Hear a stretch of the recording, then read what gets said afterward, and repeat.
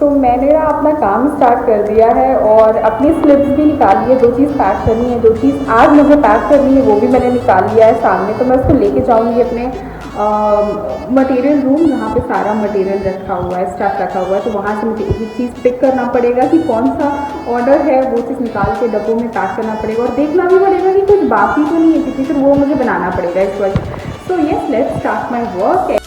सो यहाँ पे ना मैं अपने पेपर्स निकाल रही हूँ जिस पे मैंने एड्रेस और उनका ऑर्डर लिख रखा है। ये बहुत इजी ट्रिक है जिससे आपका ना डिटेल्स लीक होता है। लाइक मैं उन लोगों को बोल रही हूँ जो बिज़नेस कर रहे हैं या फिर करना चाहते हैं और उन्हें जिन्हें ऑर्डर मिल चुका है तो वो किस तरीके से मैनेज करें। मुझे इतने ऑर्डर्स मिलते हैं ना कि मुझे कभी कभी मैं भूल जाती हूँ कि किसने क्या लिया। तो अब मैं यही करती हूँ कि एड्रेस के पीछे उनका ऑर्डर डिटेल लिख देती हूँ, तो फिर ईजी रहता है पैक कर। सो ये रहे मेरे ऑर्डर जो मैंने निकाल के रखे हैं और इनको पैक। सो ये है मेरा स्टॉक रूम जो अभी बहुत बुरी तरीके से बिखरा हुआ है, लाइक लिटरली बिखरा हुआ है। और इनमें से मुझे निकालना पड़ता है। जैसे ये रखी हुई है ऑर्गेन्जा, ये ऑर्गेन्जा का पूरा पाइल है, मीन ये पूरा भरा हुआ रखा हुआ है, बट हाँ पॉलीथिन में है, सो ये कुछ खास है। ये यहाँ सैटिन रखे हुए हैं, वहाँ पॉलीथिन पे ऑर्गेन्जा प्लीटेड और मटेरियल रखा हुआ है। तो बहुत सारी चीज़ें इस तरह रखी हुई हैं बनी। अब एक एक चीज़ मुझे पैक करना है।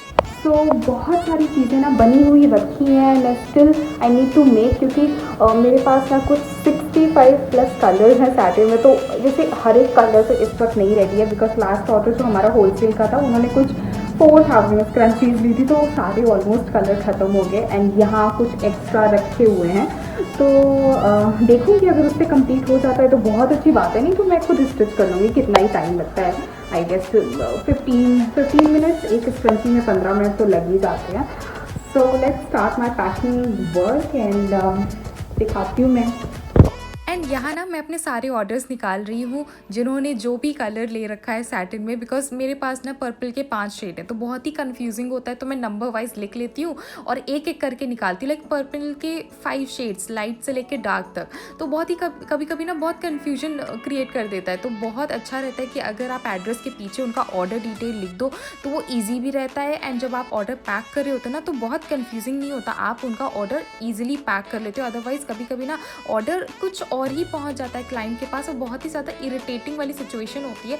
मतलब वो खुद भी बहुत ज़्यादा इरिटेट हो जाता है कि बताओ मैं इतने दिन से वेट कर रहा था, अब जाके मुझे मिला तो फिर वो भी ऑर्डर गलत मिला। मैंने इसको और ज़्यादा मैसी कर दिया है, बट इट्स ओके, हमारा ऑर्डर पैक हो रहा है, इससे खुशी की बात क्या हो सकती है।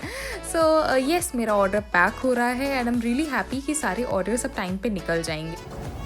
सो मेरा एक्चुअली जो ऑर्डर था वो मैंने निकाल लिया है, उसमें बहुत कुछ बाकी है काम कंप्लीट करने को।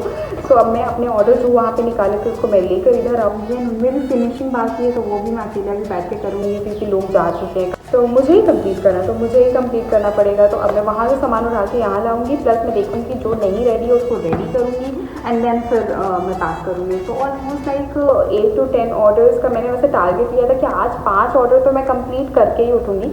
तो मैंने तो जहाँ तक कि 10 ऑर्डर का काम बना दिया है एंड अब पैकिंग टाइम है, मतलब थोड़ा सा फिनिशिंग दूँगी उसके बाद पैकिंग करूँगी, दैट्स इट। सो वहाँ पे जो जो स्क्रंची मैंने सेलेक्ट करके रखा था ना, अब मैं इस रूम पे लेकर आ रही हूँ। यहाँ पे मैं देखूँगी कि गैप अगर खुला है तो उसको हैंड स्टिच करना होता है, तो एक एक करके करूँगी क्योंकि जो आंटी आती है काम करने के लिए वो चली गई। सामान जो मैंने सारा उठा लिया है, अब उसमें थोड़ा थोड़ा लाइक फिनिशिंग मुझे देनी है और काफ़ी ज़्यादा हो चुका है ऑर्डर, लेकिन हाँ कंप्लीट करूँगी मैं उसे। तो मैं अब दिखाती हूँ कि कितने स्क्रंचीज रखे हुए हैं और कितना मुझे स्टिच करना है। तो ये काफ़ी ज़्यादा है, एक दिन का काम तो नहीं लगा, लेकिन हाँ ट्राई ज़रूर करूँगी मैं। लेट मी, ये कुछ इतना है जो रेडी है, अदरवाइज़ अभी मुझे इतना ही ना खुद से रेडी करना पड़ेगा। सो मैं show you, this is our organza scrunchies and ये बड़े प्यारे लगते हैं, मतलब बहुत सुंदर हैं। ये ना हमारे ऑर्गेन्जा स्क्रंचीज है, बड़े प्यारे लगते हैं, मतलब इनको जब लगा लो ना तो ऐसा लगता है जैसे कुछ क्या कहते हैं, कॉटन कैंडी टाइप का कुछ लगता है। ये बहुत प्यारे लगते हैं। इसमें बहुत सारे कैंडी कलर्स अवेलेबल हैं, like this light yellow, this wine colour, ये भी बहुत प्यारा है। तो इसमें बहुत सारे कलर है, अराउंड मेरे पास 12 to 15 कलर्स अवेलेबल हैं और बड़े प्यारे लगते हैं देखने में। सी दिस ऑरेंज कलर, मतलब ये तो बहुत ही अच्छा लगता है, एकदम ऑरेंज टैंगी सा, बड़ा प्यारा।